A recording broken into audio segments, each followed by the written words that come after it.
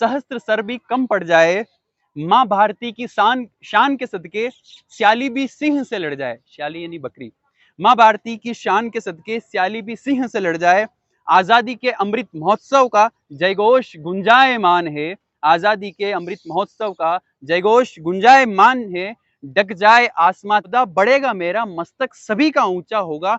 मैं ही विश्व का पथ प्रदर्शक, सार्वभौमिक पहचान है। विश्व पटल पर हाहाकार है, कैसी अनूठी शान है। विश्व पटल पर हाहाकार है, कैसी अनूठी शान है। शांति शौर्य का दुर्लभ समागम, कण कण में ज्ञान है। सभी भारत के प्रियजन है, किसी से कोई बैर नहीं। सभी भारत के प्रियजन है, किसी से कोई बैर नहीं। माँ भारत के सभी हृदय विराजे, सभी भारत के प्राण है। अंतिम पेरा कुछ चार पंक्तियां प्रस्तुत है कि एक तिरंगा एक देश, नतमस्तक सबको होना होगा। एक तिरंगा एक देश, नतमस्तक सबको होना होगा। परिवेश जैसा हो जिसका, दायित्व सबको ढोना होगा। विश्व गुरु का अश्वमेव यज्ञ है, रोड़े सब छितराए जाएंगे। विश्व गुरु का अश्वमेव यज्ञ है, रोड़े सब छितराए जाएंगे।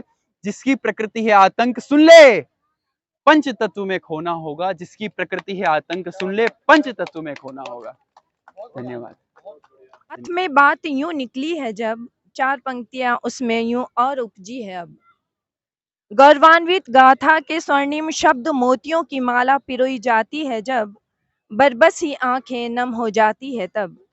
सुलगती बर्फीली वादियों को जवानों की रक्ती स्याही की फुहारों से ठंडा किया जाता है जब, देश का जर्रा जर्रा सुरक्षित रह पाता है तब। सबसे पहले तो मैं अपने जवानों को शत शत शत बारंबार नमन करूंगी, जो हमारे शहीद हो चुके स्वतंत्रता सेनानी रहे वो, और जो अभी सीमा पे डटे हुए हैं उन सभी को शत शत नमन। और जो भी हमारे सीमा के अंदर भी जो डटे हुए सैनिक है, मुझे लगता है हर फील्ड के अंदर जो भी व्यक्ति ईमानदारी से काम कर रहा है वो एक सैनिक की तरह ही है, तो उन सभी को मेरा नमन।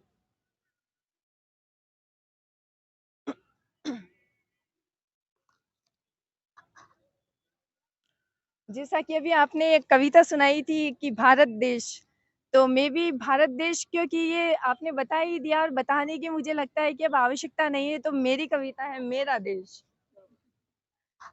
खंड खंड प्रचंड वेग, खंड खंड प्रचंड वेग, आंधी तूफान गरजते मेघ, खाली हाथ यूं न बैठ, काली स्याह रात चढ़े थरथराते शत्रु देश।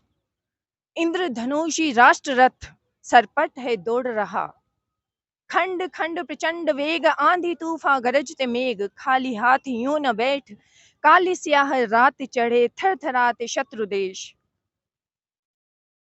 इंद्रधनुषी राष्ट्र रथ सरपट है दौड़ रहा, मेरा देश पढ़ रहा है नवरत्नों को घड़ रहा है। मेरा देश पढ़ रहा है नवरत्नों को घड़ रहा है। हिमगिरी तो शिखरों से प्रहरी बना हुआ है, कन्याकुमारी के चरणों को सागर भी धो रहा है। पोखरण के रण में, पोखरण के रण में अब्दुल नया कलाम लिख गए। मिसाइल मैन जो बने उसकी बात हो रही है यहाँ, कि पोखरण के रण में अब्दुल नया कलाम लिख गए। कला संस्कृति प्रकृति साहित्य का देश गान कर रहा, मेरा देश बढ़ रहा है आगे को बढ़ रहा है। करवटें बदल कर अंगड़ाई भर रहा है, करवटें बदल कर अंगड़ाई भर रहा है। विकास पथ पर अपनी उड़ान भर रहा है, विकास पथ पर अपनी उड़ान भर रहा है। खंड खंड प्रचंड वेग, आंधी तूफान गरजते मेघ, खाली हाथ यूं न बैठ, काली स्याह रात चढ़े थरथराते शत्रु देश। इंद्रधनुषी राष्ट्र रथ, इंद्रधनुषी राष्ट्र रथ सरपट है दौड़ रहा, मेरा देश बढ़ रहा है आगे को बढ़ रहा है। धन्यवाद। रोक दिया था नहीं के बराबर जाते हैं। कविता तो मैं पढ़ना नहीं चाहूंगा क्योंकि मुझे पता ही नहीं था कि मुझे कहाँ आना है। तो दीपेश घर पे आया था कि एक प्रोग्राम में जाकर के आता, मुझे यहाँ आने के बाद पता चलता है कि गोष्ठी है। लेकिन आप सबने बातें बहुत अच्छी की है। मैं तो केवल 5 मिनट के 2 मिनट की बात जरूर कहना चाहूंगा कि सर ने जरूर कहा था कि सबसे पहले सर ने कहा था कि घर में संविधान रखना चाहिए, प्रस्तावनाएं पढ़नी चाहिए। सब कहते हैं किसी न किसी तरीके से सबको राष्ट्र में खतरा नजर आ रहा है कि ये होने से राष्ट्र डूब रहा है, ये होने से राष्ट्र डूब रहा है, ये होने से राष्ट्र डूब रहा है। तो मैं आपको एक हकीकत बात कहना चाहता हूँ कि वास्तविकता में राष्ट्र कहाँ डूब रहा है। वास्तविकता में राष्ट्र डूबने का सबसे बड़ा कारण है लोगों को वास्तविक इतिहास का पता नहीं होना। क्योंकि कभी कभी आप कभी इतिहासकार को पढ़ते हुए मैं सुमन झा को पढ़ता हूं तो वो कहते हैं यदि गणित में कहीं एक गलती हो जाती है ना तो केवल एक लाइन खराब होती है जिसको सुधारा जा सकता है, लेकिन कहीं किसी व्यक्ति को यदि इतिहास गलत पढ़ा दिया जाए तो आने वाली सारी पीढ़ी क्या हो जाती है, बर्बाद हो जाती है। तो हम कवि लोगों का, हम लेखक लोगों का जो हम पढ़ते हैं तो हमारा यह धर्म बनता है, हमारा यह कर्तव्य बनता है कि हम ईमानदारी से वास्तविक इतिहास को पढ़ें और लोगों के पास में क्या पहुंचाया जाए, वास्तविक जानकारी पहुंचाई जाए। क्योंकि हम लोग या आप लोग देखते होंगे आए दिन हम सब लोग सोशल मीडिया से जुड़े हुए हैं, कितनी जानकारी जो हमारे सामने खुलती है जिसको देख करके हमें लगता है कि ये 100% गलत है, लेकिन हम मजबूर होते हैं कि इसको गलत साबित भी नहीं कर पाते क्योंकि पहले से लाखों लोगों ने उसे क्या कर रखा होता है, लाइक कर रखा होता है, लोगों ने उनको आगे बढ़ा रखा होता है। तो भारत की अगर मैं ये सोचता हूँ एक शिक्षक होने के नाते, एक पढ़ाने के नाते अगर मैं सोचता हूँ तो मेरी दृष्टि से तो ये है कि व्यक्तियों को इतिहास की जानकारी पहले होनी चाहिए। जैसे अभी हर घर तिरंगे का एक कार्यक्रम चला था, मैं भरपूर इस कार्यक्रम का समर्थन करता हूं, लेकिन इस कार्यक्रम से पहले 2 दिन का कार्यक्रम ऐसा भी चलाया जाना चाहिए था जिसमें लोगों को यह बताया जाए कि इस ध्वज को कैसे फहराना है, इस ध्वज का क्या सम्मान होता है और इस ध्वज को क्यों फहराया जाता है। आज आम आदमी घर के ऊपर ध्वज फहरा रहा है लेकिन वास्तविक भूमिका को नहीं जानता है कि यह ध्वज क्या है, क्या इसका नियम होता है। तो हर चीज बताने से पहले ही कोई शिक्षक जैसे गुरुजी बैठे हुए हैं तो कोई भी जब नया पाठ्यक्रम लोगों को दिया जाता है ना तो पहले शिक्षक को ट्रेनिंग दी जाती है। जब शिक्षक ही ट्रेन नहीं होगा तो पाठ्यक्रम को कैसे पढ़ाएगा। तो भारतीय जनता के लिए जो गांव में बैठे लोग जो पहली बार अपने घर के ऊपर तिरंगा फहराएंगे तो उन लोगों के लिए आज ये पहला पाठ्यक्रम है। और यदि वो झंडा फहराते समय ये नहीं जानते कि हम ये झंडा क्यों फहरा रहे हैं, इस झंडे के अंदर जो रंग होता है इनका क्या महत्व है, इसके चक्र का क्या महत्व है, क्या इनका सम्मान है, कब फहराना है, कब उतारना है, जब ये हमारे घर पर लहराएगा तब तक हमें घर में क्या क्या करना है और क्या क्या नहीं करना है। और मैं मानता हूं कि यदि वो सारी गलतियां दोहरा देते हैं ना तो साथ साथ में इस बड़ी मुहिम के साथ में तिरंगा का क्या हो जाता है, अपमान भी हो जाता है। तो ये मुहिम बिल्कुल सही है एक राष्ट्र के लिए, पूरे राष्ट्र में। आज भी आप उदयपुर में जाते हो तो देशभक्ति की भावनाएं जग रही है, जहां जा रहे हैं जहां तिरंगा नजर आ रहा है। वास्तविकता में ये सम्मानीय मुहिम है, लेकिन हम ये नहीं चाहते कि कल ये तिरंगा वापस अपने को अपमान स्वरूप देखें तो अपन को लगता है कि ये कहाँ पड़ा हुआ मिला था और कहाँ लेकर के गया था। तो छोटी छोटी बातें जो होती है वो हमारे लिए महत्वपूर्ण होती हैं। आप सब लोग साहित्यकार आज कविताएं सुना रहे और मैं सर को बहुत प्रणाम करता हूं कि इन्होंने स्वतंत्रता दिवस की पूर्व संध्या के ऊपर एक ऐसा कार्यक्रम चलाया जिसमें हमें बुलाया था। क्योंकि काव्य गोष्ठियां केवल इसलिए नहीं होती है कि केवल अपनी लिखी हुई कविताएं सुनाई जाएं, क्योंकि पूरा राष्ट्र पत्रकार और कवियों के ऊपर यह भरोसा करता है कि कम से कम ये तो मंच पर आकर के क्या बोलेंगे, सच बोलेंगे। ये जो लोगों को बताएंगे वो क्या बताएंगे, सत्य बताएंगे। क्योंकि शुरू से ही पत्रकारों और कवियों के ऊपर तो पूरी जनता आश्रित रही है। तो हमारा ये धर्म बनता है कि हम कम से कम उन लोगों के पास में पहुंचाएं। बाकी मंच कवियों को तो आप जानते हो, है ना, उनकी चाटुकारिता की अहम भूमिकाएं हो चुकी है। जिसका जो विधायक बैठा हो ना वो भगवान है, दूसरे मंच पे जाकर के उसकी वापस क्या कर देते हैं, बुराई कर देते हैं। ये हमारे कवियों की आजकल की हालत हो गई है। इसीलिए आज कवि मुंशी प्रेमचंद्र की तरह अपनी पहचान नहीं बनाना चाहते हैं, सुमित्रा नंदन पंत की तरह उनको लोग नहीं जानते। क्यों नहीं बन पाते इतना अच्छा लिखने के बाद? वो मात्र कारण है कि कवियों ने सच बोलना बंद कर दिया और चाटुकारिता को क्या कर दी, प्रारंभ कर दी। तो मैं आप सबसे छोटा भाई होने के नाते भी निवेदन करना चाहता हूं कि हम अपनी कविताओं के माध्यम से वास्तविक इतिहास और ये कवि का जो परम धर्म होता है वो लोगों के पास में पहुंचाएं और राष्ट्र हित में अपना योगदान दे। बहुत बहुत धन्यवाद। देखिए कन्हैया भाई, मतलब बहुत ही प्रभावी और एक ओजस्वी भाषण मतलब एक आपने दिया है।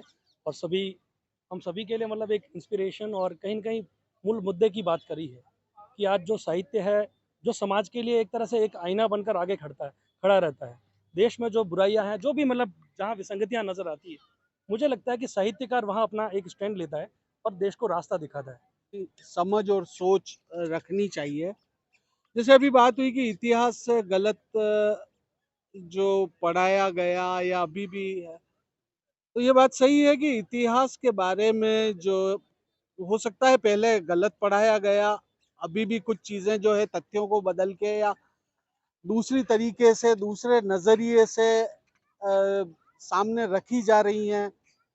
तो उन चीज़ों के बीच में हमें फ़र्क करना होगा कि क्या सही है और क्या गलत है। एक आजकल जो देखते हैं और तकलीफ भी देता है, ट्रेंड चल पड़ा है कि हम अपने देश के जो शहीद हुए हैं, जो क्रांतिकारी हुए हैं, उनको गालियां देने का जो ट्रेंड गांधी ऐसा था, नेहरू, वो क्या परिस्थितियां रही, क्या रहा, उन सब चीज़ों के बारे में हम आज यहाँ बैठ के अंदाज़ा गालियाँ देना बहुत आसान है। लेकिन उन लोगों ने किन परिस्थितियों में और देश को आज यहाँ तक लेके आए, तो इसके पीछे उनका बहुत बड़ा योगदान रहा। उस चीज़ को हमें भूलना नहीं चाहिए और हम किसी भी तरह से, मैं नहीं मानता कि हम इस लायक हैं कि हम उनके बारे में कोई भी अपशब्द कह पाएँ। नेहरू जी को और गांधी जी को, इनको बहुत टारगेट किया जाता है और मैं छोटे से ये सुनते पढ़ते देखता आ रहा हूँ कि नेहरू जी ने ये कहा था कि हमारे जो कल कारखाने हैं वो ही आधुनिक भारत के मंदिर हैं। और ये बात आज साबित भी हो रही है कि इंडस्ट्री, कहीं भी हमें इंफ्रास्ट्रक्चर अगर डेवलप करना है, या आज मेक इन इंडिया की बात हो रही, किस बलबूते पे हो रही है?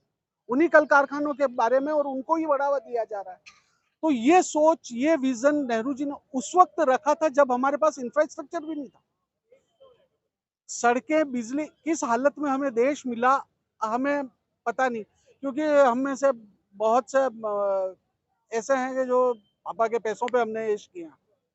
आज जब कमाना पड़ा है तो हमें वैल्यूज पता चली है। तो उन लोगों ने तो अपना सब कुछ खो के हमें ये देश सौंपा है।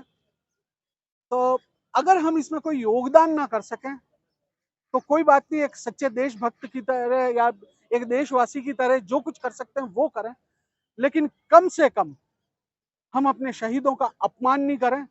ये ही हमारे लिए, हमारी तरफ से देश के लिए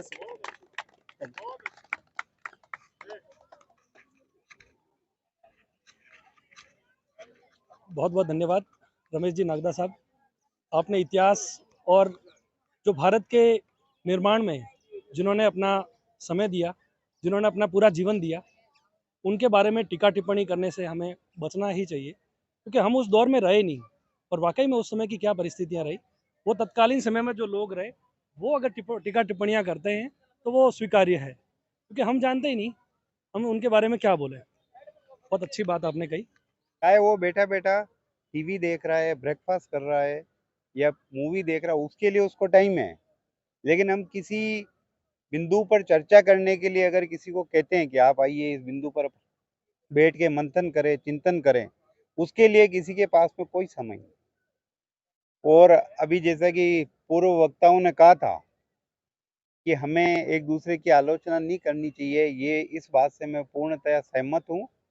और मेरे को एक बात याद आ जाती है बार बार कि बहुत पहले की बात है, जब एशियाड हो रहे थे उसके अंदर हमारी कंट्री के एक धावक ने अपने साथी धावक के पांव में लंगी देके उसको नीचे गिरा दिया था। वो धावक तीसरे नंबर पर रहा था, फिर भी उसको पदक से वंचित करके जो नीचे गिरा उसको ब्रॉन्ज मेडल दिया गया। तो कहने का मतलब ये है कि आपको अपने जीवन के अंदर किसी की आलोचना करने से बेहतर ये है कि यदि उसकी लाइन आपको बड़ी नजर आ रही है आपसे, तो आप अपना खुद का कद बढ़ा दीजिए ताकि अपने आप उसकी लाइन छोटी हो जाएगी।